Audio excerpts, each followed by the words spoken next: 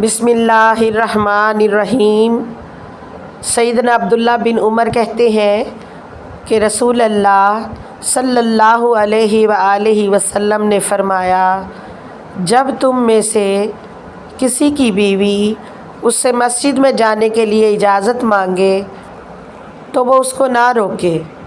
سیدنا عمر بن خطاب رضی اللہ عنہ کی بیوی بھی مسجد میں نماز پڑھتی تھی۔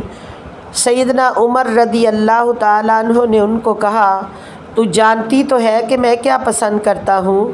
لیکن اس نے کہا، اللہ کی قسم میں اس وقت تک باز نہیں آؤں گی جب تک آپ مجھے منع نہیں کر دیتے۔